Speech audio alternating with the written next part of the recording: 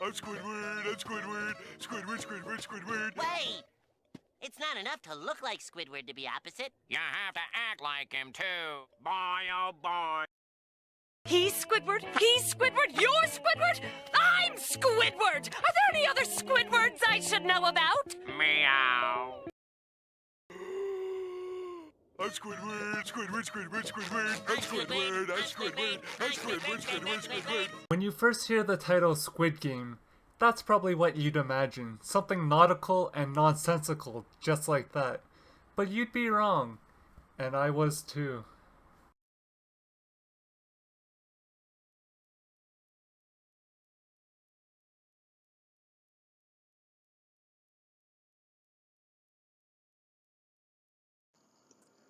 Fly me to the moon and let me sing among the stars. Let me see what spring is like on Jupiter and Mars. In other words, hold my hand.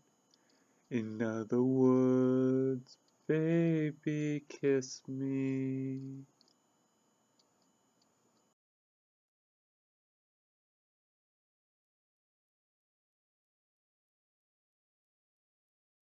Even though it has game in the title, Squid Game was not a fun experience. At all. But that didn't stop me from being completely engrossed by it. Binge watching and completing the series in just, I don't want to say.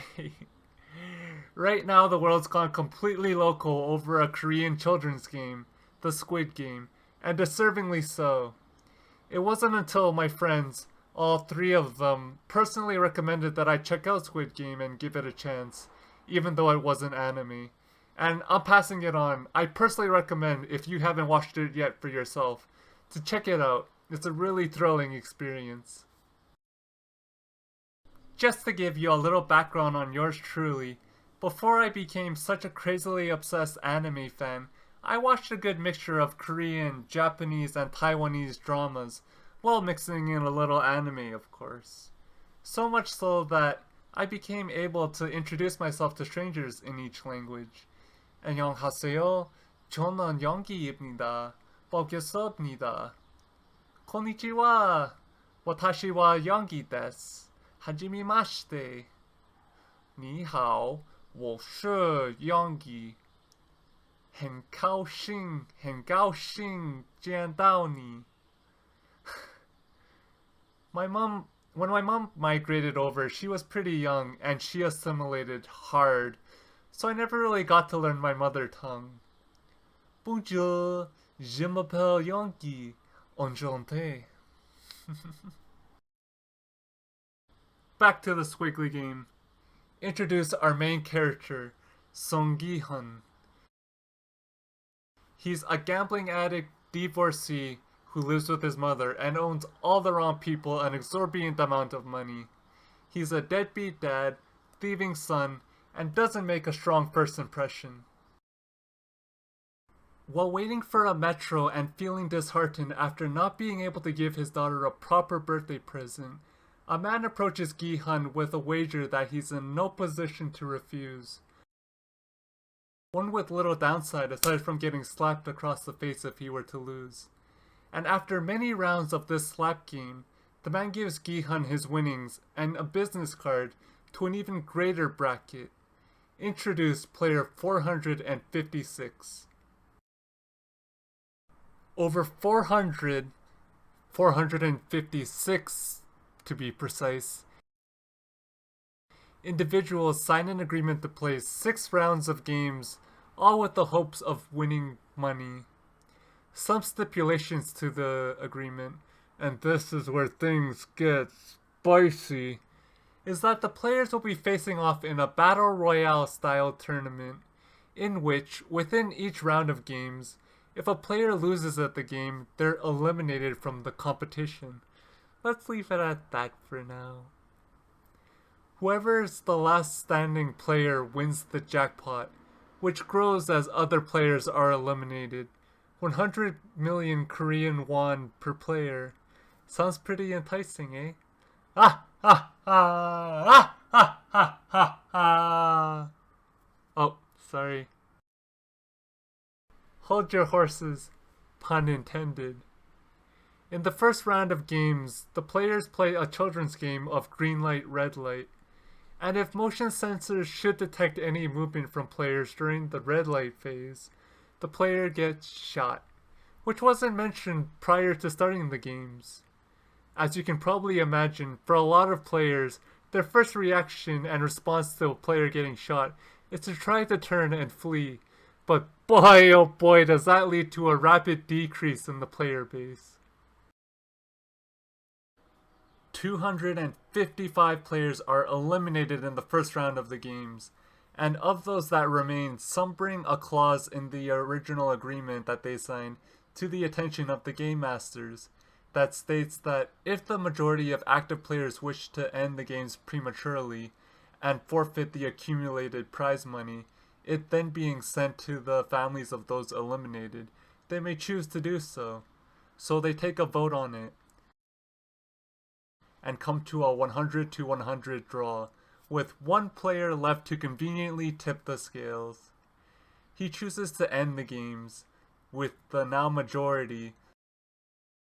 So the game ends, the drama ends, and everybody goes home. And Yonggi-baka goes home for a short period of time, and here comes a second heap of spice to really kick you in the throat. 187 individuals, the players, including our main character Gi-hun, all find themselves in situations of financial desperation, needing the prize money to absolve whatever situation they may find themselves in. The prize money, its ideals of freedom, and the prospects of winning it may be their only last hope, and without it may have naught but misery to return to outside of the games, if anything at all, that is. And so, the 187 all willingly return to the games once more. Fractions begin to form amongst those who return to the games, all to increase their chances of survival, and we learn the backstories of those closest to Gi-hun. What compels them to take place in the death game? Their reasons just as varied as those that find themselves within the games, some by circumstance and necessity, and some drawn forth by the nefarious choices they've made in their lives. Regardless, the games present a true egalitarian opportunity to all those within them to win the prize. Though, we can't help rooting for some more than others and want them all to win and succeed and survive, even though...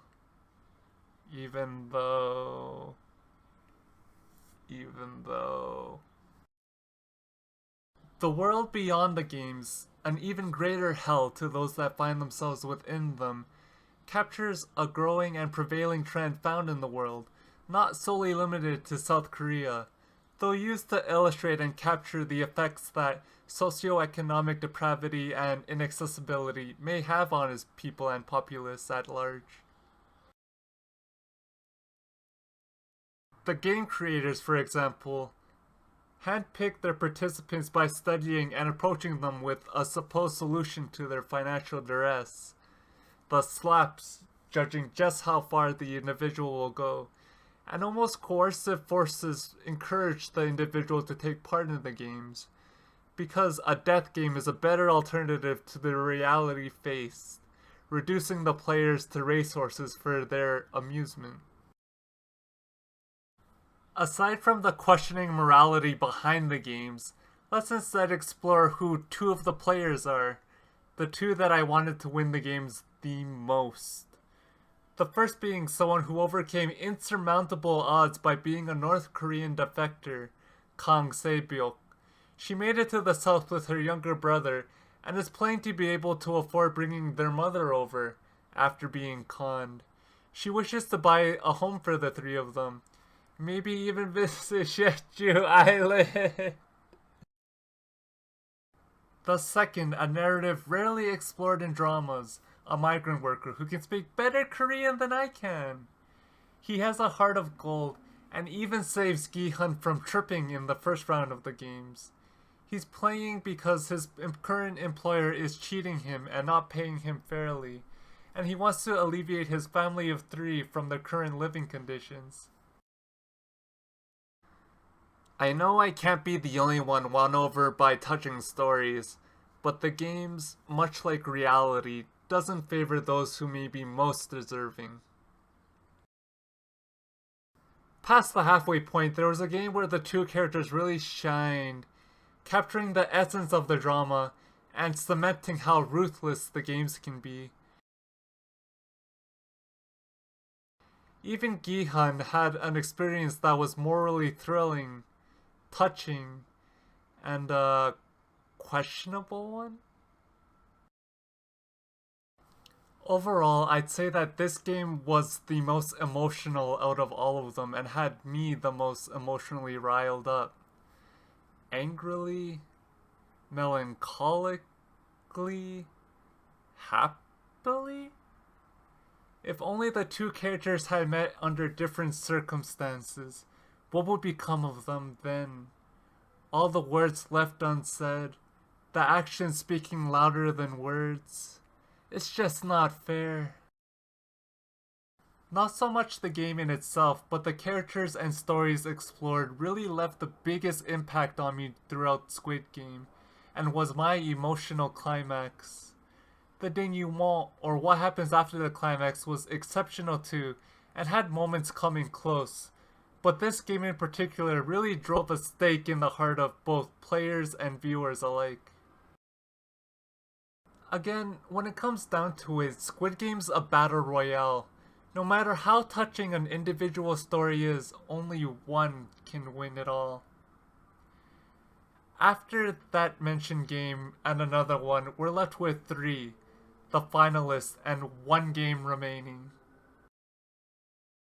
At the beginning, we all knew of the trajectory that Squid Game would take, but finally nearing its end, you're left with such a desolate and empty feeling, not wanting to proceed for the sake of having nobody else die, especially after losing characters that we've begun to sympathize and even empathize with. I'll never forget the call out to make a promise shared between 2 of the remaining characters, and echoed by the last. It was the most hard-hitting line of the drama, encapsulating all of the characters' growth and journey throughout the games. After the game's conclusion, a new type of hell plagues the victor, one of insurmountable regret and guilt. Questions of existentialism even, all related to their experience, their life lived before the games, their time in them, and the new life after the games. All evident in their initial choice not to touch the blood money, knowing just how much it cost, and that no amount can clear a conscience. They become introspective and withdrawn from the rest of the world, twice removed from everything they once knew, but do, after some time, decide to give reparations to the other finalists, in the form of fulfilling their last wish, though belatedly and quickly handled, all emphasizing the individual's guilt felt. The story of Squid Game as a whole is a brilliant raw expose on the desperation that structural socioeconomic disparity may create, driving those affected to silence and abandon their humanity, and is one that can very much take place in real life, orchestrated by an eccentric billionaire and played by those who really don't have anything to lose. Even before watching, I saw a post on a Facebook group that I'm in asking if we would take place in Squid Game, and I jokingly replied, "Play a game to win money? Or die and therefore not need money? It's a win-win, bruv." But that perverse oversimplification captures the essence of Squid Game and is foundational to the story's motif, as an allegory portraying an extreme iteration of the societal structure that we find ourselves in. Not so funny anymore, Yonggi, is it? Baka! One last thing before I wrap this video up, it'd be such a disservice to talk about Squid Game without even mentioning the incredible sets found throughout the games, all of which were wonderfully done, captivating in their own way, and even purposeful, echoing the themes found throughout the drama. from the childish, nostalgic aspects of each game field,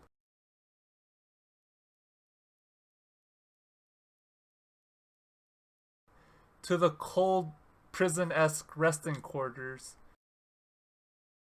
to the dizzying and twisting staircases that connects everything, the sheer scale of each swallowing up those who find themselves within them. I could easily go on about the set design, but that's not the thesis of this video.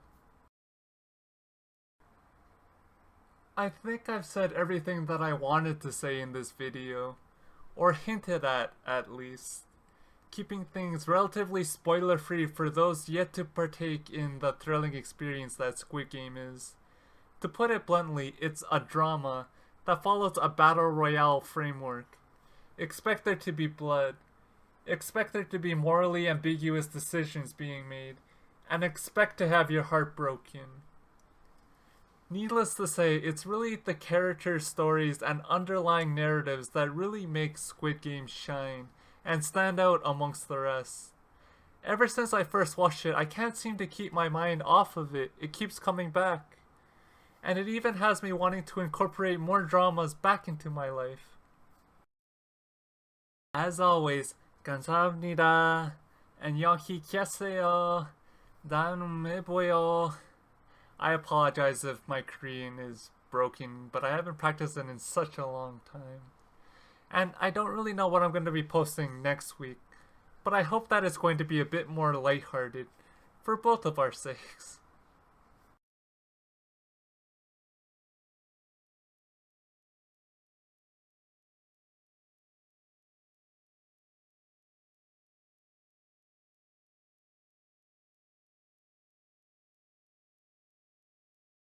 Fill my heart with song, and for anyone that's still around.